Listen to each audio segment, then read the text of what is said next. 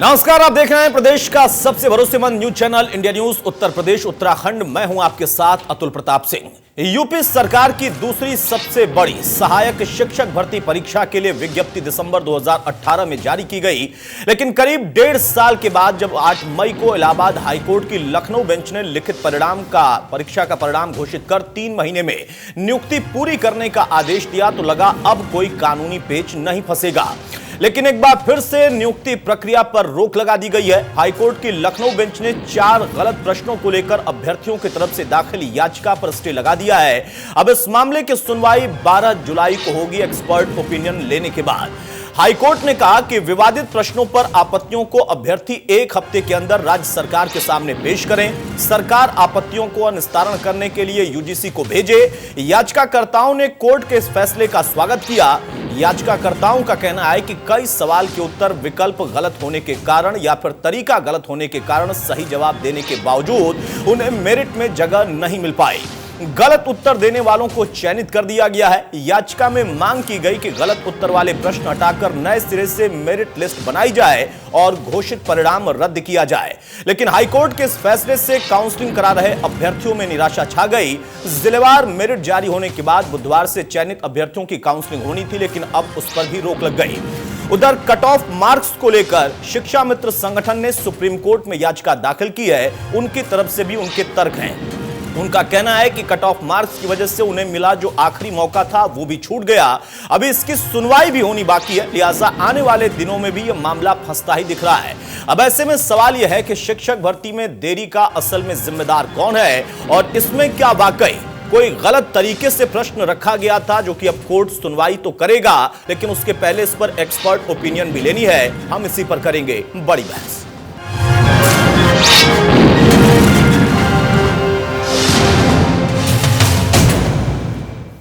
अब शिक्षक भर्ती प्रक्रिया पर रोक के बाद याचिकाकर्ता ऋषभ मिश्रा से बात की हमारे संवाददाता अनुराग कुमार ने। सुनिए। 69,000 शिक्षकों की भर्ती पर रोक लगा दी है हाईकोर्ट ने। हमारे साथ में इसमें मौजूद हैं ऋषभ मिश्रा जी, जिन्होंने पिटीशन किया था, और ये जानते हैं कि किस तरीके से क्या दिक्कत थी इन्होंने और किस समस्याओं को लेकर इन्होंने पिटीशन दायर की थी। आज क्या फैसला आया?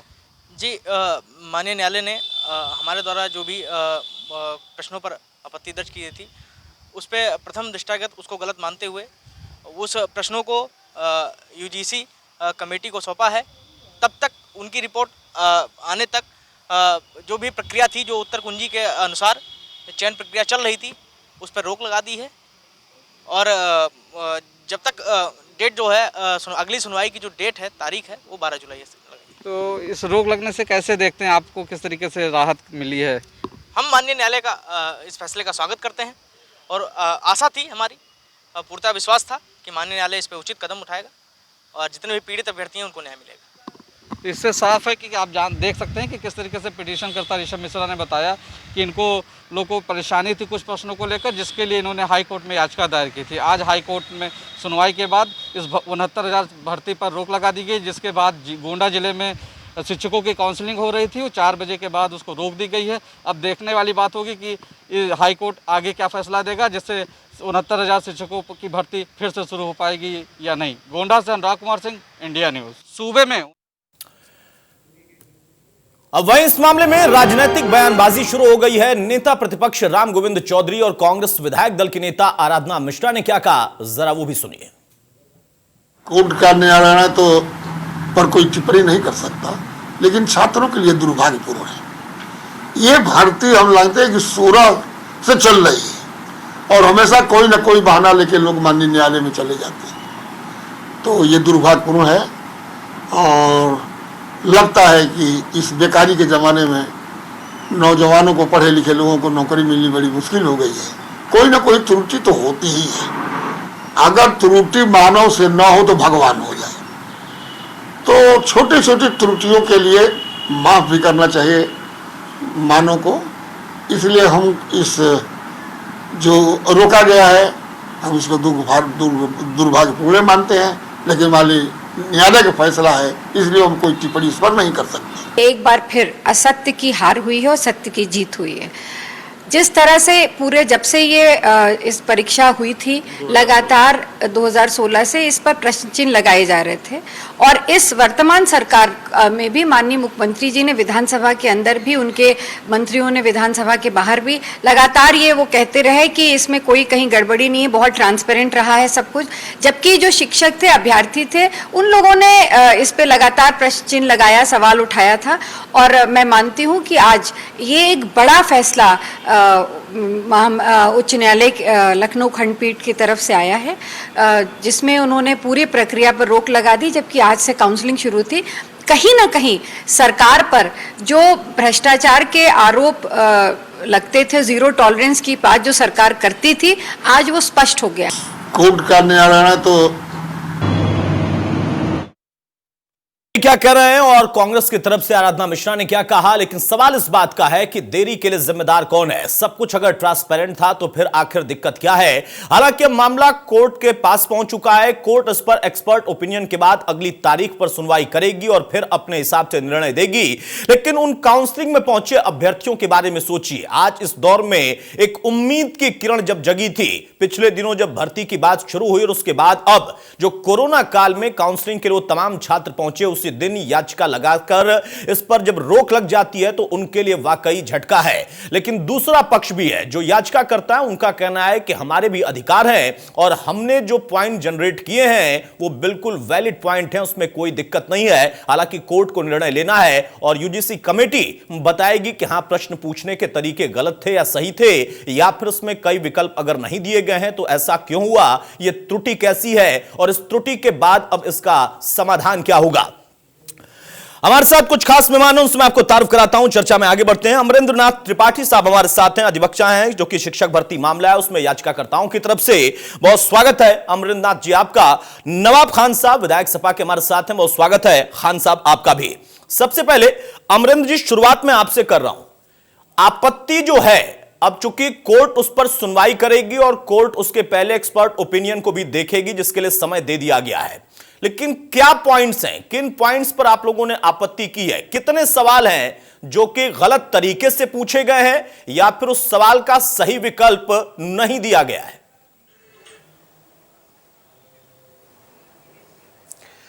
देखिए, याचिका में अलग अलग याचिकाओं में करीब 14 सवालों को लेकर के मुद्दा है, जिसमें से 3 सवाल तो आउट ऑफ सिलेबस खुद एग्जामिनिंग अथॉरिटीज ने मान लिया है जी, और उसको सबको मार्क्स अवार्ड किए हैं। ठीक है। इसके अलावा 2-3 सवाल और ऐसे हैं जिसपे कंटेंशन है कि वो आउट ऑफ सिलेबस है। इसके अतिरिक्त करीब करीब 9 या 10 सवाल ऐसे हैं जी, जिसमें या तो सवाल ही गलत है या उसके एक से अधिक आंसर्स अवेलेबल है और जो प्राइमा फेसाई देखने से गलत है।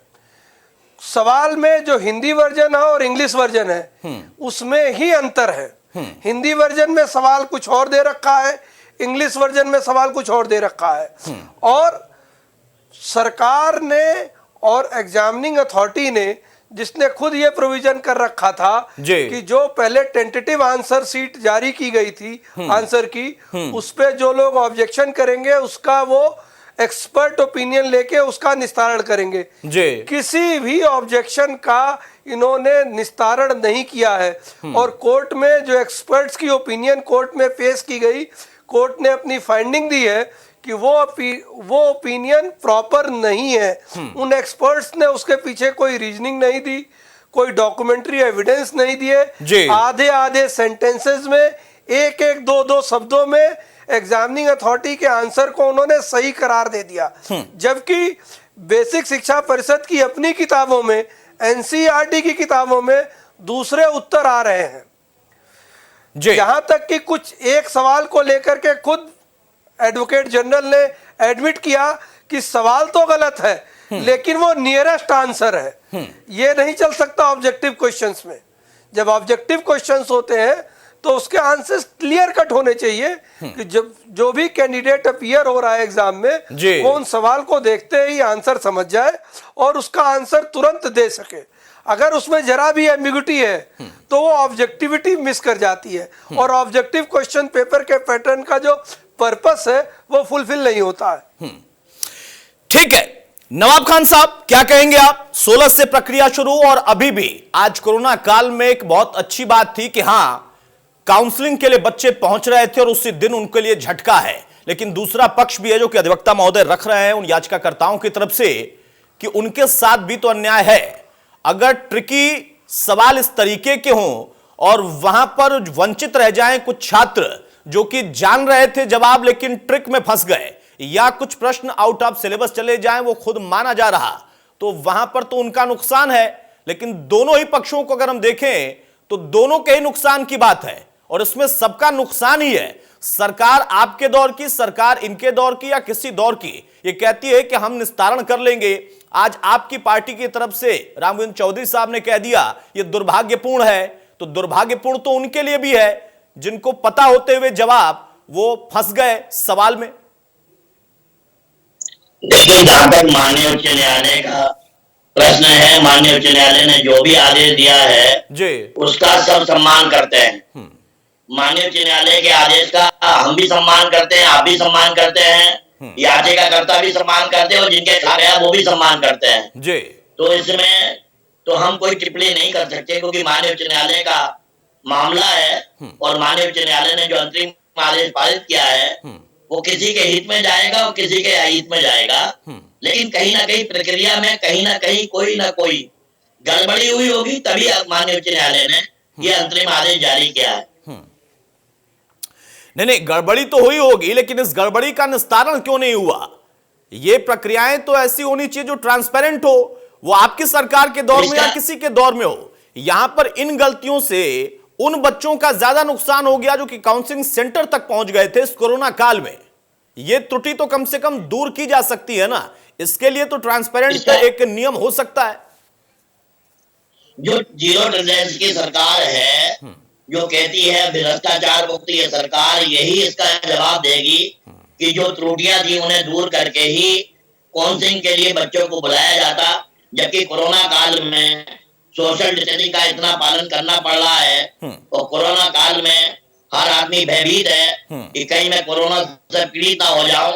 उसके उपरांत भी जो भी आज काउंसलिंग रोकी गई वो माननीय उच्च न्यायालय के आदेश से रोकी गई है और इसके लिए जो त्रुटि रही है उसके लिए सरकार ही तो जिम्मेदार है। इसके पहले यानी आपकी सरकार जिम्मेदार थी? नहीं, वर्तमान सरकार की बात कर रहा हूं। क्यों? सरकार तो सरकार होती है। 16 में किसकी सरकार और 17 में किसकी सरकार, उसके आधार पर तो सवाल होगा ना खान साहब। आपकी सरकार को छोड़ दें, वर्तमान सरकार से ही जवाब मांगे। त्रुटियां तो आपके दौर से हैं और वर्तमान सरकार को तो जवाब देना ही है, लेकिन आपके रहते भी वही त्रुटि, इनके रहते भी वही त्रुटि, तो अंतर क्या है?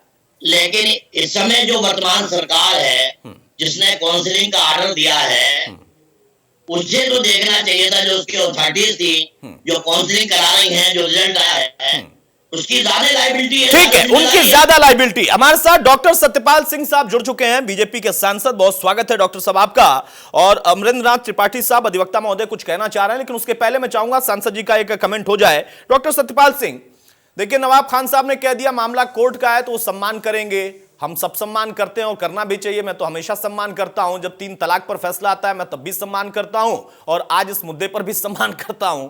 लेकिन यहां पर उन तमाम अभ्यर्थियों का सम्मान क्यों नहीं? क्योंकि वो काउंसलिंग सेंटर तक पहुंच गए। यहां पर त्रुटि किसी तरीके की और किसी दौर की रही हो, लेकिन उसका निस्तारण तो हो सकता था। आज उन लोगों के लिए भी झटका है जो कि काउंसलिंग सेंटर पर पहुंचे और सरकार को भी एक तरीके से सवालों में खड़ा कर दिया गया कांग्रेस की भी तरफ से, और वर्तमान सरकार में चूंकि आप हैं तो सपा भी ये सवाल आपसे पूछ रही है। देखिए, सबसे पहले तो मैं मनीष जी, मुझे इस विषय में कोई आधिकारिक जानकारी नहीं है जी, लेकिन ये जो मुझे मालूम चला है कि हाईकोर्ट से स्टे मिला है। ये लोग पहुंचे 69,69,000 लोगों को नौकरी मिलनी थी, टीचर्स बनने थे जी, और इसमें योगी सरकार उसको देना चाहती थी। बहुत वर्षों के बाद ये जो है अभी हमारा रिक्रूटमेंट हो रहा था, तो इसलिए वो सरकार उसके लिए कोशिश कर रही है जल्दी से जल्दी वहां पर जो है स्टे वैकेट हो और जिन लोगों जो वहां तक पहुंचे थे, काउंसिलिंग में पहुंचे थे, जल्दी से जल्दी को उनका अपॉइंटमेंट लेटर इशू हो। लेकिन सत्यपाल जी, आपकी बात से मैं सहमत हूं, आपको इसके बारे में डिटेल जानकारी नहीं है, लेकिन आपने विभाग देखा है और आपका बड़ा लंबा अनुभव है इन चीजों से, आप जानते हैं, एचआरडी को आपने देखा है राज्य मंत्री के तौर पर। यहां पर देखिए त्रुटियों का जिक्र हो रहा। अब हालांकि कोर्ट ने कहा है कि अगली तारीख से पहले जो एक्सपर्ट कमेटी है वो अपनी ओपिनियन भी दे और फिर रिकमेंडेशन जाएगी यूजीसी कमेटी के पास, वो तय करेंगे कि हां सवाल गलत था, नहीं था, तरीका गलत था या नहीं था। लेकिन ये क्या नहीं ऐसा लगता है कि हां कुछ गलतियों और छोटी छोटी गलतियों की वजह से एक बड़ा उद्देश्य पूरा होते होते रुक गया, फिर से एक बार विलंब होगा, फिर से वो तारीख पर तारीख जाती रहेगी कोर्ट में और मामला उलझता रहेगा। देखिए, मेरी जो भी मेरी थोड़ी सी विषय में जानकारी है, उत्तर प्रदेश सरकार इसमें बहुत जागरूक है और जल्दी से जल्दी इस मामले का निपटारा चाहती है और मुझे विश्वास है कि जल्दी से जल्दी सही निर्णय होगा। ठीक है, अमरेंद्र नाथ त्रिपाठी साहब क्या कहना चाह रहे हैं, पहले अपनी बात रख लीजिए, उसके बाद मैं सवाल पूछूंगा। दो बातें हैं, एक तो ये भर्ती प्रक्रिया 2016 से नहीं चल रही है, ये भर्ती प्रक्रिया 1 दिसंबर 2018 से स्टार्ट हुई है। नहीं, रामगोविंद चौधरी साहब को आपने सुना, एक बात कहना यही तो ट्रिक होता है अमरेंद्र नाथ जी, यही तो ट्रिक होता है। आपने कहा सवाल ट्रिकी पूछ दिए गए थे, रामगोविंद चौधरी साहब को आपने सुना, उन्होंने बड़ा ट्रिकी आंसर दिया। दुर्भाग्यपूर्ण है, लेकिन हमने शुरू कर दिया था 16 से, तो आपने समझा राजनीतिक ट्रिक। नहीं, 16 से नहीं है, 16 से नहीं है, यह प्रक्रिया 1 दिसंबर 2018 का नोटिफिकेशन है। हाँ। और दूसरी बात मैं ये कहना चाहूंगा, ये बात किसी एक सरकार की नहीं है, किसी एक पार्टी की नहीं है। जो उत्तर प्रदेश का बेसिक एजुकेशन बोर्ड है, जो ये एग्जाम कराता है, जिसके ऊपर सारी जिम्मेदारी है, वह एक निहायत ही अक्षम अनप्रोफेशनल बॉडी है। एक छोटा सा एग्जाम बिना त्रुटियों के ये एक भी एग्जाम कंडक्ट नहीं करा पाते हैं। इवन जब आपको ऑब्जेक्शंस मिल गए तब भी उसका आपने निस्तारण नहीं किया। निस्तारण करने के बजाय जल्दीबाजी में किसी तरह इसको आप कंप्लीट कर लेने की कोशिश कर रहे थे। अगर आपने डे टू डे हियरिंग चल रही थी कई दिनों से, तो बजाय हियरिंग के आउटकम का इंतजार करने के आनन फानन में कल आपने रिजल्ट डिक्लेयर कर दिया और काउंसलिंग कंटिन्यू कर देना चाहते थे। सरकार की खुद ये मंशा थी कि ये मैटर और कॉम्प्लिकेट हो जाए, जिससे सरकार इसमें हाथ न लगाए, कोर्ट हाथ न लगाए। जबकि सरकार ये समझ चुकी थी कि इसमें कुछ गड़बड़ी है, इसीलिए सारी अफरा तफरी दिखाई जा रही थी।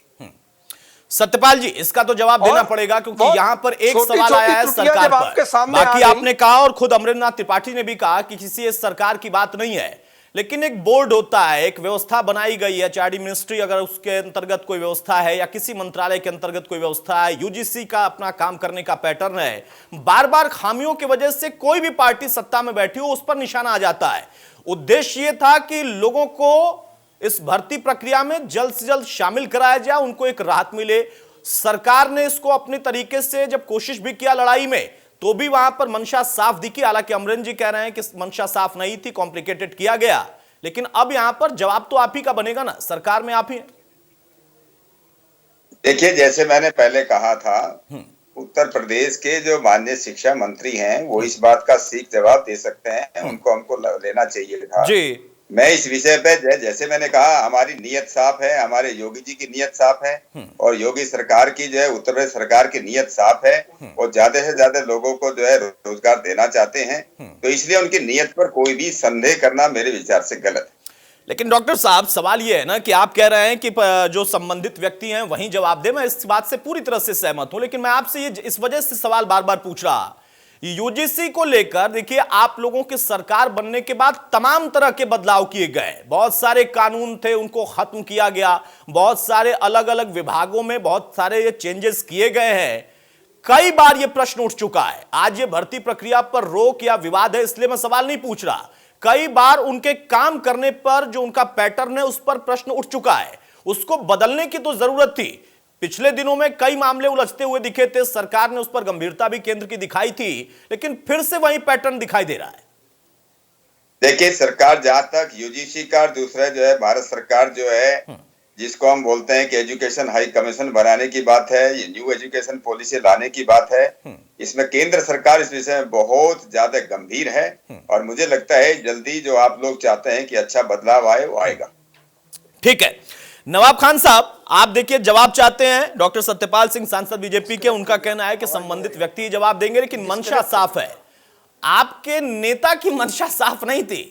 भर्ती की प्रक्रिया कब शुरू होती है और वो पत्रकार से सवाल के जवाब में कहते हैं 16 से हमने शुरू कर दिया था, मतलब गड़बड़ी में भी क्रेडिट लेना चाहते हैं। और यही तो देखिए इस विवाद का मूल जड़ है।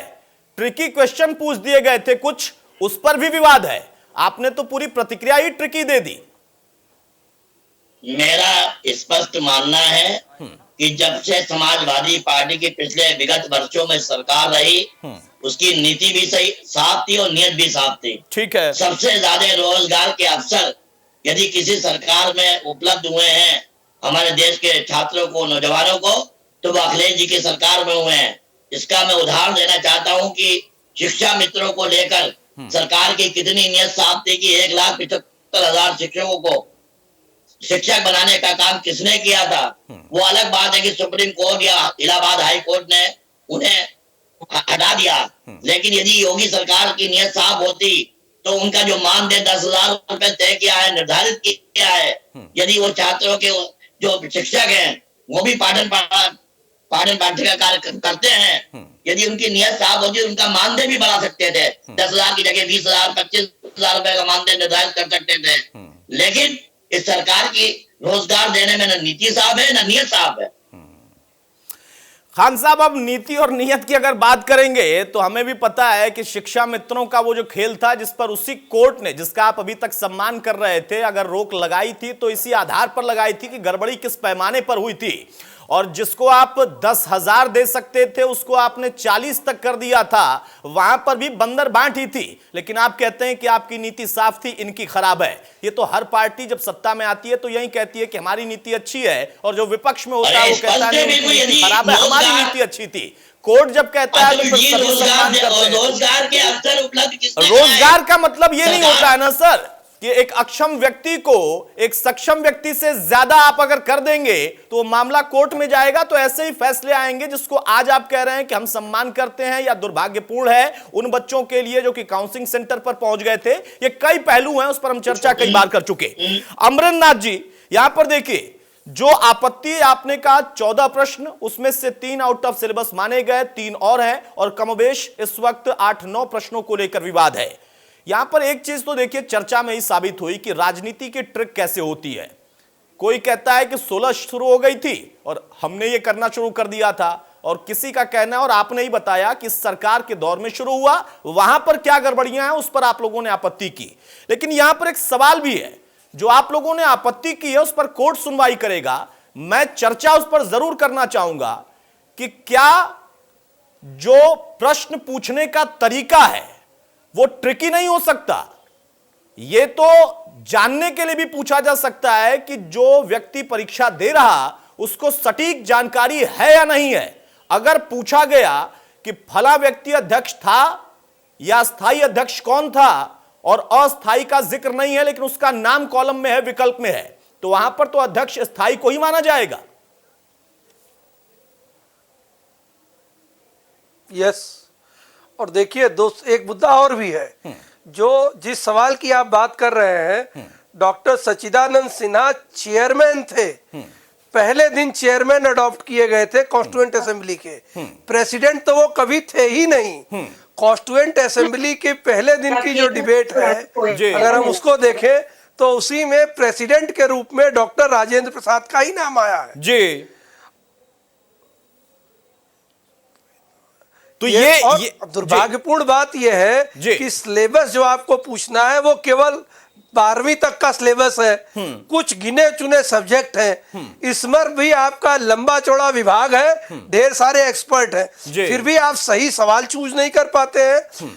वन आफ्टर द अनदर हर भर्ती में आपकी इस तरह की गलतियां रिपीटेड होती हैं, भारी संख्या में होती हैं, और यहां तक कि जब ये गलतियां पॉइंट आउट की जाती हैं तब भी बजाय उसको रेक्टिफाई करने के आप उसको बार बार डेलिबरेटली उन्हीं गलतियों को रिआइटरेट करते हैं और बार बार मुंह की खाते हैं कोर्ट में।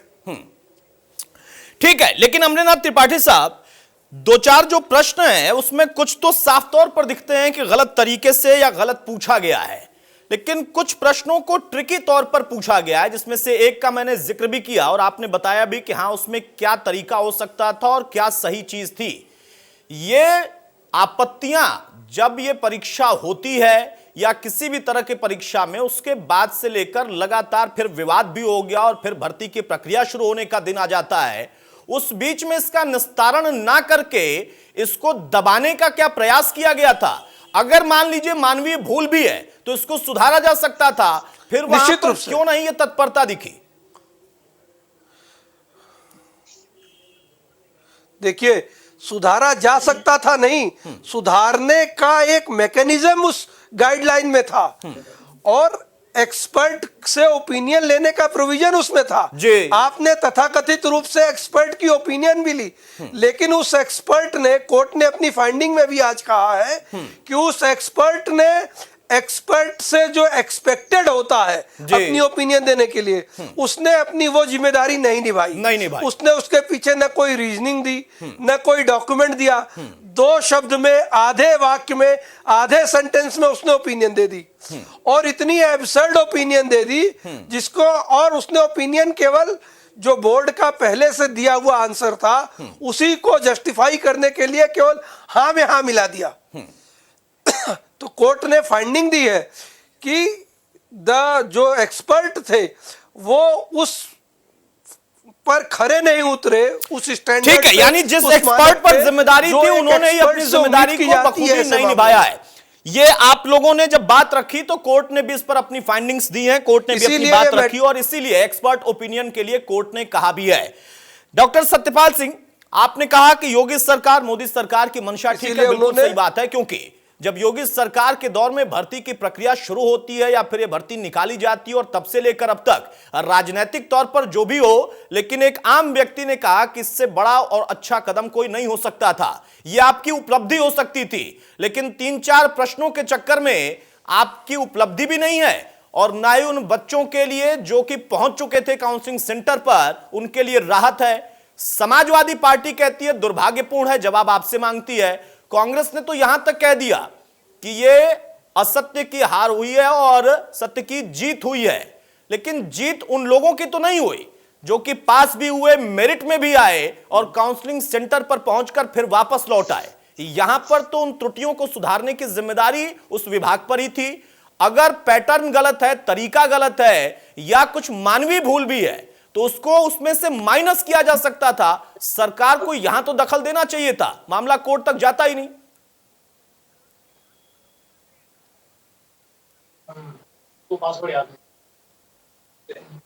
सत्यपाल सिंह साहब, मेरी आवाज जा रही है आप तक?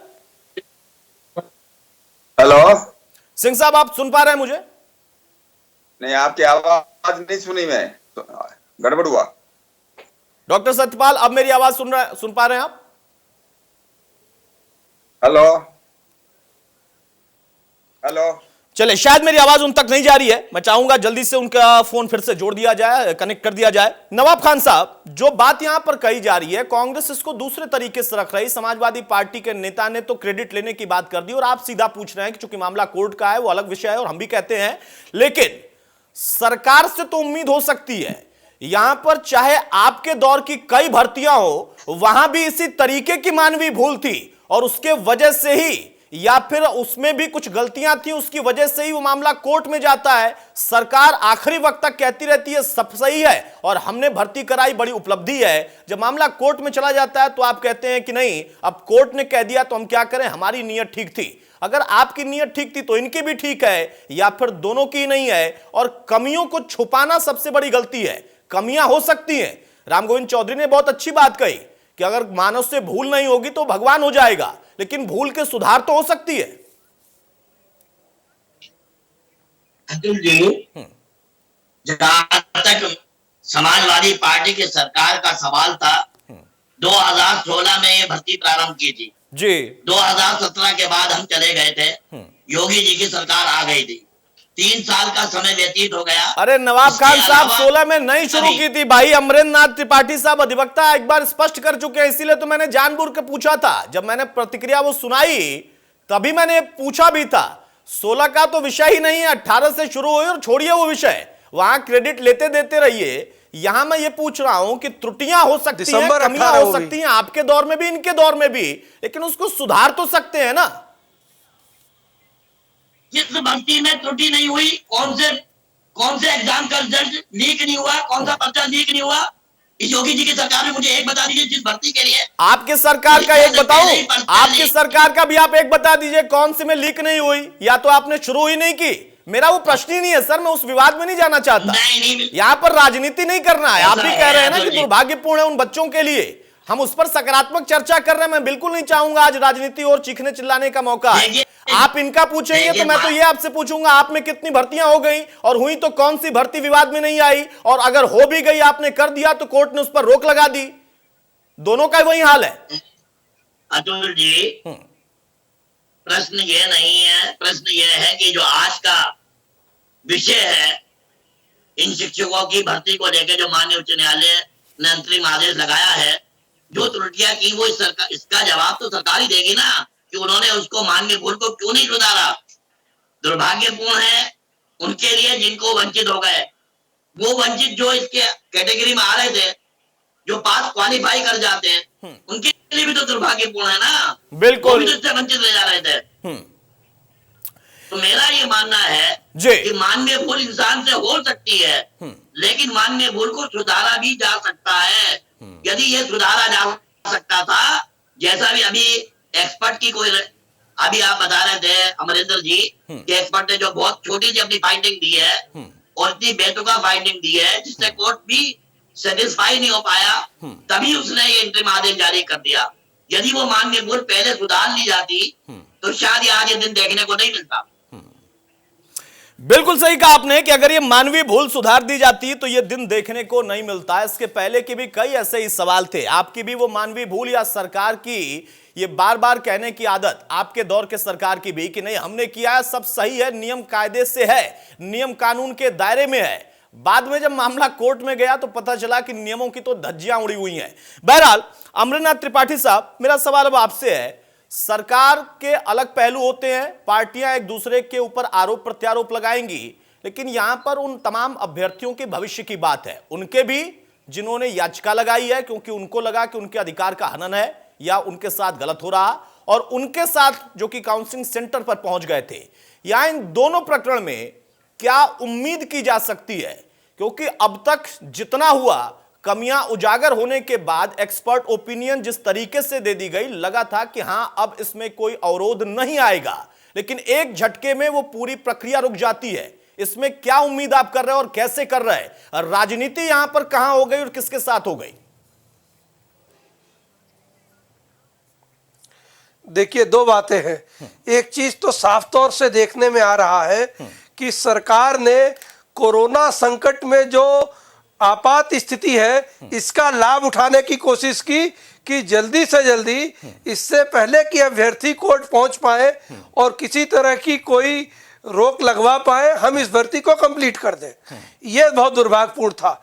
लेकिन वास्तव में जो लोग सक्सेसफुल हो करके आज काउंसलिंग सेंटर पे पहुंचे थे उनके लिए पीड़ादायक है। लेकिन साथ ही साथ मैं ये कहना चाहूंगा, ये जो एग्जाम था, जो ये परीक्षा थी, ये क्वालिफाइंग एग्जाम है, इसके मार्क्स भी जुड़ने हैं। और अगर ये सवालों का जो मामला कोर्ट में गया है ये पिटिशनर्स के फेवर में होता है, तब भी उससे किसी को नुकसान नहीं होगा। हर किसी को नंबर मिलेंगे इन सवालों के। और 69,000 पदों के सापेक्ष 1,46,000 जो लोग पास हुए हैं, हो सकता है 10, 20 या 30,000 लोग और पास हो जाएं। उन लोगों को भी इस भर्ती में शामिल होने का मौका मिलेगा। इससे सरकार का भी फायदा होगा। क्यों? क्योंकि जो जोन ऑफ कंसिडरेशन है वो 1,46,000 से बढ़कर के फक्र करिए 1,70,000 हो जाता है या 1,80,000 हो जाता है, तो सरकार को उन 1,80,000 लोगों में से बेस्ट कैंडिडेट को सेलेक्ट करने का एक मौका मिलेगा। तो सरकार के लिए भी अच्छा अगर यहाँ पर देखिए राजनीतिक तौर पर भी कोई फायदा हो रहा था तो ये जल्दबाजी क्यों थी? क्यों आखिर इस सरकार में भी ये इस तरीके की प्रक्रिया शुरू हो गई, या फिर इसका जल्दबाजी में निपटारा करने के प्रयास में वो लग गए? आखिर उनको क्या इस बात से दिक्कत थी? जल्दबाजी केवल और केवल क्रेडिट लेने के लिए हो गया कि हम जल्दी से जल्दी इस भर्ती प्रक्रिया को कंप्लीट करके यह दिखा सके कि देखिए हमने 69,000 लोगों को नौकरी दे दी। बस इस जल्दबाजी में सारा कुछ गड़बड़ हो गया। ठीक है नवाब खान साहब, देखिए यहां पर एक और प्रश्न आ गया। जल्दबाजी में गोविंद साहब भी बोल गए कि हमने शुरू की थी, आप भी रिपीट करने लगे, जबकि ऐसा नहीं था। और जल्दबाजी में सरकार भी है, जबकि इसी के पास और मौका था, दायरा बढ़ जाता, ब्रैकेट बढ़ जाता, जैसा अमरिंदर जी ने कहा। और राम गोविंद चौधरी ने जो बात कही है वो कहते हैं छोटी मोटी भूल को लेकर कोर्ट क्यों जाना? तो फिर तो गलती इन लोगों की है ना जिन्होंने याचिका लगाई है। देखिए अतुल जी, जहां तक इस याचिका का सवाल है, जो बच्चे क्वालिफाई करके उनका हित तो कहीं होगा ही नहीं। यदि ये भर्ती प्रक्रिया को कोर्ट निरस्त कर देगा जब ही उनका हित होगा। फिलहाल इंतरिम आदेश है, लेकिन जो लोग इससे वंचित रह गए थे, यदि वो क्वेश्चन जो गलत या जो आंसर गलत थे, मुझे पूरी इसकी जानकारी डिटेल में नहीं है, ठीक है, क्योंकि मैंने इनका वो पूरा पढ़ा नहीं है, तो इसके बारे में तो मैं पूरा स्पष्ट रूप से कुछ कहने का असमर्थ हूँ। लेकिन जो जानकारी मुझे लेकिन खान साहब देखिए, जानकारी नहीं है, मैं इस बात से सहमत हूं। सत्यपाल जी को भी नहीं थी जानकारी, आपको भी उतनी नहीं, और मामला कोर्ट का होता है तो बहुत नपा-तुला राजनेता बोलते हैं। मेरा सवाल यह है कि क्रेडिट लेने की जल्दबाजी क्यों है?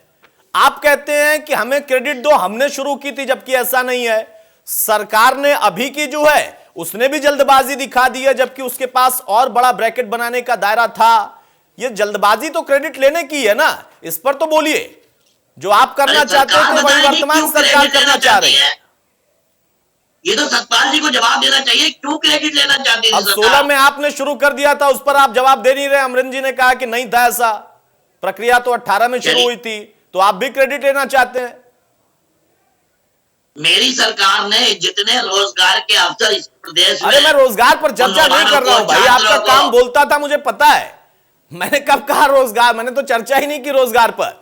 मेरा सवाल यह है कि जल्दबाजी किस बात की? से क्या मिलेगा? यहां पर उन लोगों का तो कोई नुकसान नहीं है जो सिलेक्टेड हो चुके हैं। उन लोगों का नुकसान है जो कि प्रश्नों में उलझ गए, तरीके में उलझ गए, या फिर उन्होंने अपनी अलग अलग आपत्तियां लगाई हैं। वहां पर जल्दबाजी किस बात की? और जो स्टैंड सरकार का दिख रहा वहीं तो आपके नेता ने दिखाया। राम गोविंद चौधरी साहब की इस बात के क्या मायने हैं? वो कहते हैं कि दुर्भाग्यपूर्ण है और उन लोगों के लिए है जो कि काउंसलिंग सेंटर पर पहुंच गए थे। छोटी मोटी गलतियां तो होती हैं, मानवीय भूल है, नहीं तो भगवान बन जाएगा इंसान। जो यूजीसी में बैठे लोग हैं वो मानवीय भूल करें और कुछ लोग वंचित हो जाएं, दोनों का तो एक ही स्टैंड है ना, फिर आपकी पार्टी हो या बीजेपी हो।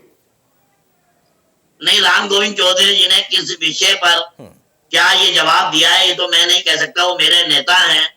जहां तक मेरा प्रश्न है, मैं आपकी बात का जवाब दे सकता हूं कि मानवीय भूल से किसी के अधिकारों का वंचित होना खराब चीज है। मानवीय भूल से किसी के अधिकारों का खत्म होना, हनन होना खराब चीज है। मैं इससे सहमत नहीं हूं कि मानवीय भूल से किसी के अधिकार समाप्त हो जाए। देखिए बहुत अच्छी बात, मैं इसके लिए वाकई कहूंगा कि अच्छी बात है। आपने व्यक्तिगत तौर पर कहा कि किसी की मानवीय भूल से किसी का अधिकार से वंचित हो जाए वो व्यक्ति, ये ठीक नहीं है। लेकिन आपके नेता ने ये कहा है जरूर, हालांकि उन्होंने भी कोट कर दिया कि ये कोर्ट का मामला है तो ज्यादा कुछ नहीं कहूंगा, लेकिन कहते कहते 16 से शुरू करा दी भर्ती प्रक्रिया और फिर उसके बाद कह दिया कि 2-4 गलतियों से कोर्ट नहीं जाना चाहिए। बहरहाल अमरनाथ त्रिपाठी साहब, देखिए चूंकि मामला कोर्ट का होता है तो राजनेता बचते हैं वहां पर बोलने से। अब यहां पर सबसे अहम सवाल यह है कि जो कमियां थी, जो खामियां थी, ये पहले भी दूर हो सकती थी और एक्सपर्ट से ओपिनियन लिया गया। उसका भी जवाब आपने दिया कि जल्दबाजी थी। इस जल्दबाजी में क्या वाकई सरकार तक सही सूचना नहीं पहुंच पाई, या फिर वही बात है जो आप कह रहे हैं कि क्रेडिट लेने की योजना ज्यादा थी?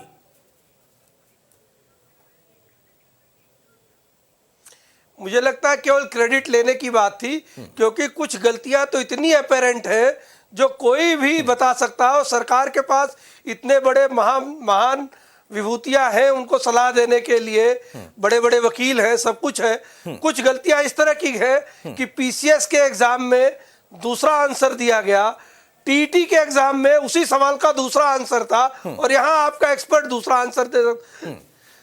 तो ऐसा कैसे हो सकता है? टीईटी में उसी सवाल का दूसरा आंसर हो, एटीआरई के सवाल एग्जाम में उसी सवाल का दूसरा आंसर हो, पीसीएस के एग्जाम में उसी ऐसा अमरेंद्र जी ऐसा इसलिए हो सकता है कि देखिए समाजवादी पार्टी के जो नेता हैं, जो नेता प्रतिपक्ष हैं, वो कहते हैं मानवीय भूल है, इसमें कोर्ट क्या जाना, लेकिन नवाब खान साहब कहते हैं कि मानवीय भूल से किसी के अधिकार का वंचित हो जाना ये ठीक नहीं है। यानी एक ही पार्टी में भी दो बातें हो सकती हैं। वैसे ही यहां पर सवाल भी दो तरीके से पूछे जा सकते हैं, यही तो प्रश्न है।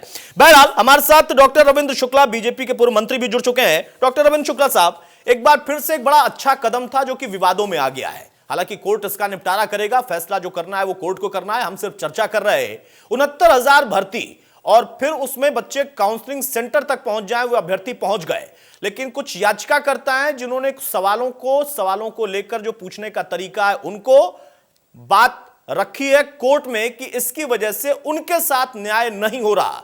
यहां पर सरकार को इतनी जल्दबाजी क्या थी? ये त्रुटियां तो दूर हो सकती थी। और हमारे साथ एक्सपर्ट बैठे हुए हैं, अधिवक्ता बैठे हुए हैं इस पूरे प्रकरण के, जो कि याचिकाकर्ताओं की तरफ से अमरेंद्र जी, वो कह रहे हैं कि जल्दबाजी हो गई सरकार से, वरना आपके पास 69,000 की जगह दायरा और बढ़ सकता था और एक और अच्छा क्रेडिट आपको मिल सकता था। अतुल जी, ऐसा है, एक तो नमस्कार करता हूं आपको, कई दिनों बाद आवाज सुनी आपकी। जी नमस्कार। जी। और जितने पैनल में बैठे हुए सभी को नमस्कार कर रहा हूं मैं जी।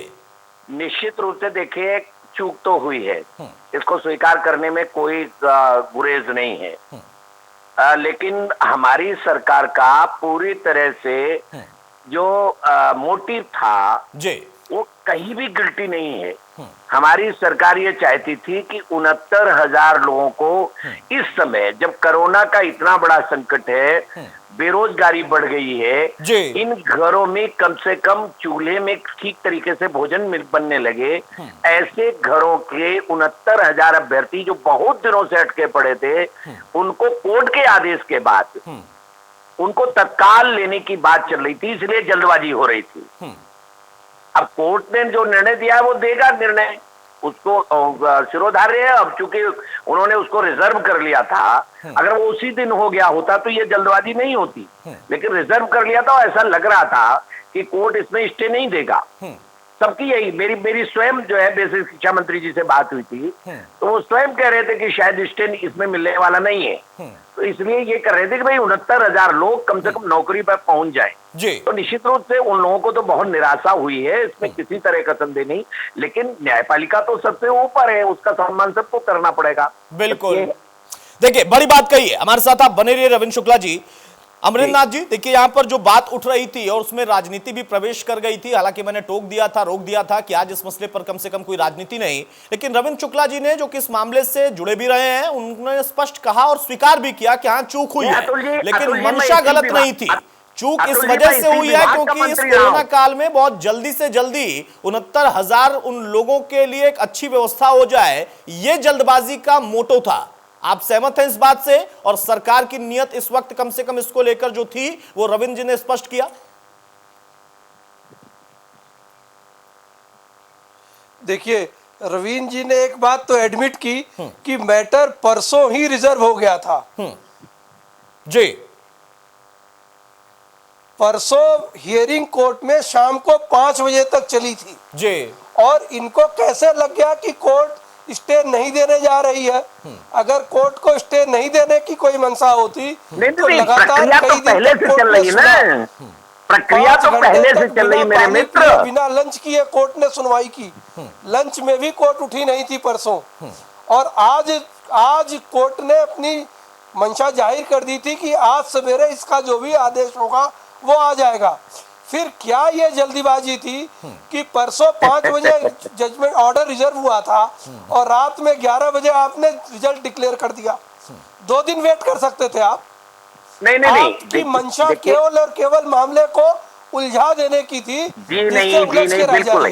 देखिए क्या है, आपका चश्मा ऐसा है जो जिसमें गलतियां दिखाई देती हैं। आप जब तक ये चश्मा नहीं उतारेंगे तब तक आपको समझ में नहीं आएगा क्योंकि आपके ऊपर आपके दल का चश्मा लगा हुआ है आपकी आंखों नहीं, वो पर। दल से नहीं तो है, आप अधिवक्ता हर है। चीज़ रविंद्र जी, में मैं ढूंढने स्पष्ट का कर दूं, प्रयत्न आप उनको करोगे। देख नहीं पा रहे हैं, वो अधिवक्ता है, याचिकाकर्ताओं के अधिवक्ता है। चश्मा वो जरूर लगाते हैं, लेकिन उन्होंने अधिवक्ता वाला चश्मा लगाया है, वो किसी दल वाला नहीं है। नवाब खान साहब बैठे हैं समाजवादी पार्टी की तरफ से, उनसे जब मैं बात आपकी कराऊंगा तब आप उन पर ही आरोप लगा सकते हैं, लेकिन अमरेंद्र जी के लिए नहीं, वो अधिवक्ता है।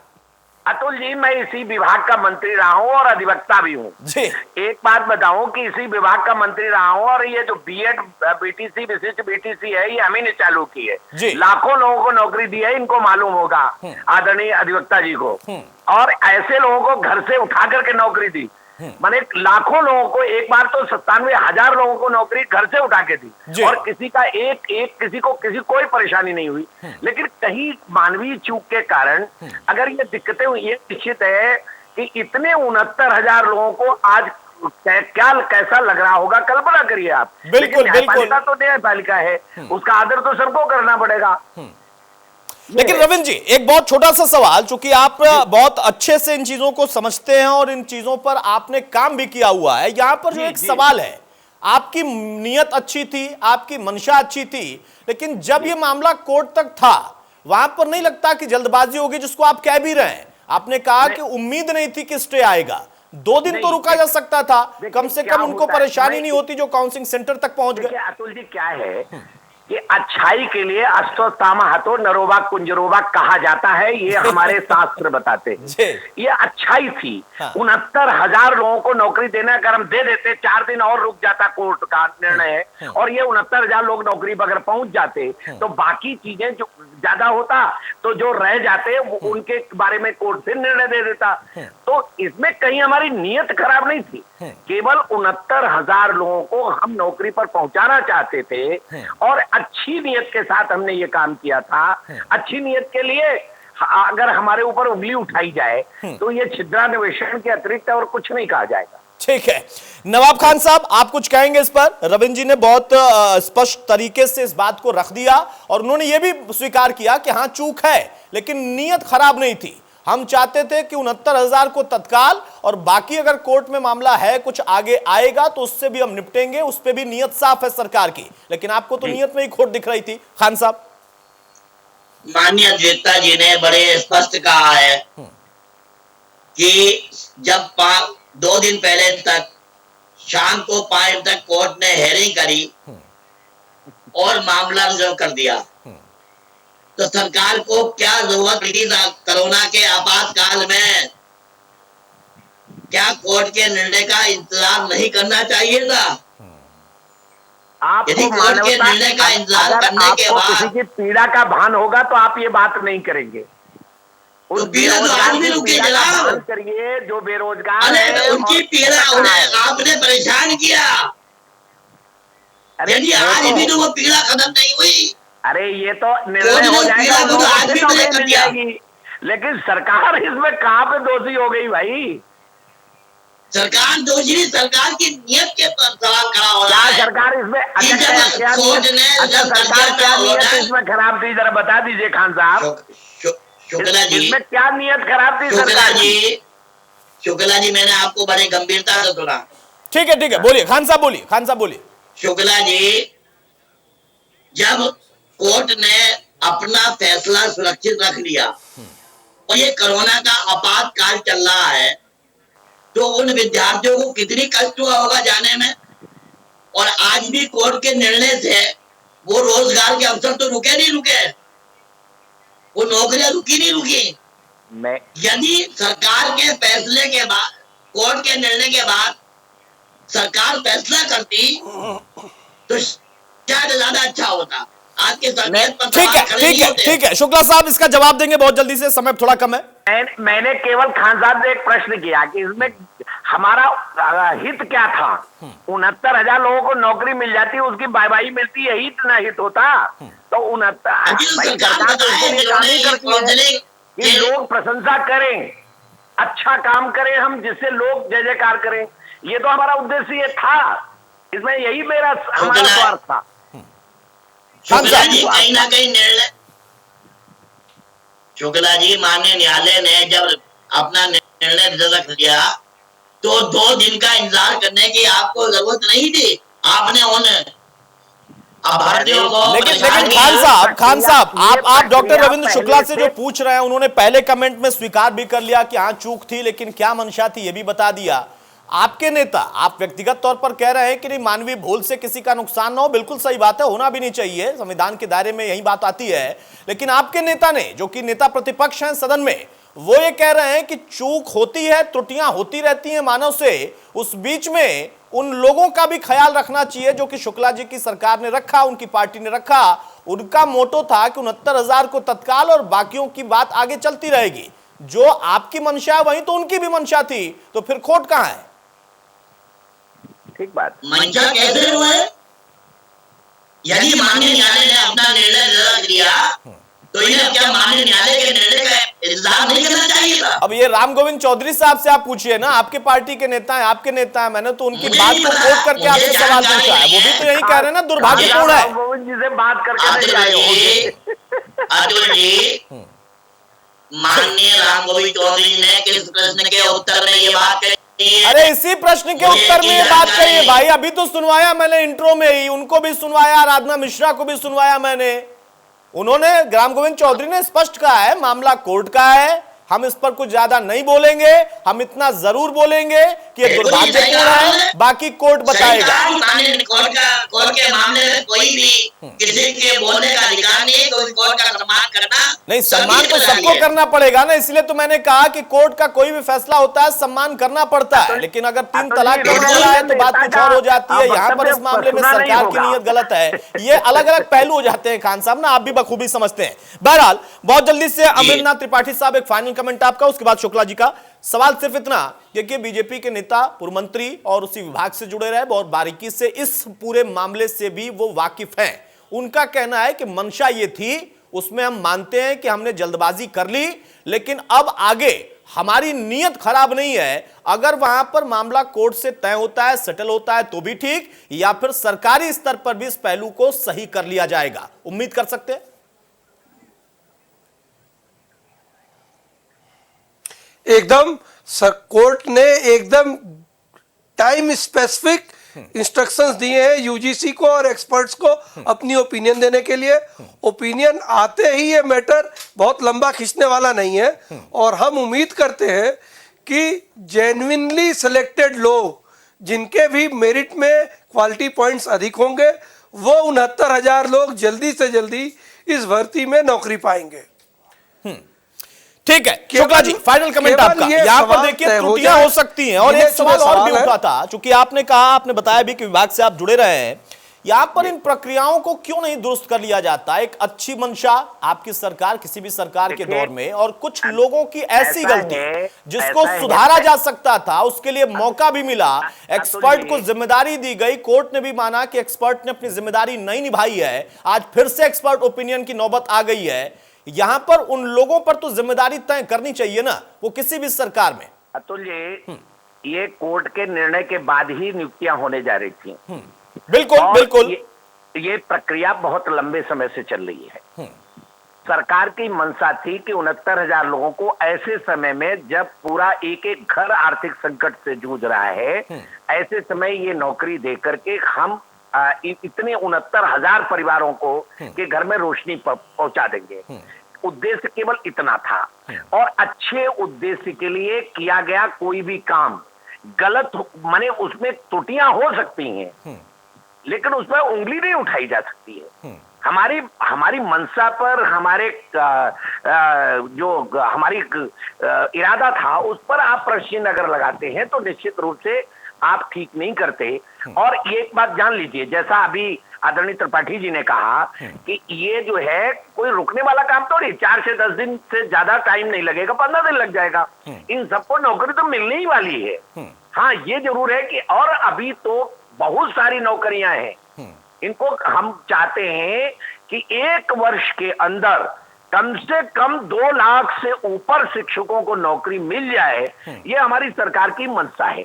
जैसा आपने हमारे मुख्यमंत्री जी को सुना होगा कि उन्होंने टास्क फोर्स बना दी है, और ये जो जितने भी मजदूर लौटे हैं उनके लिए भी उनकी स्किल तय की जा रही है, और उसके अनुसार कहां कहां उनको नौकरी पर रखा जाएगा।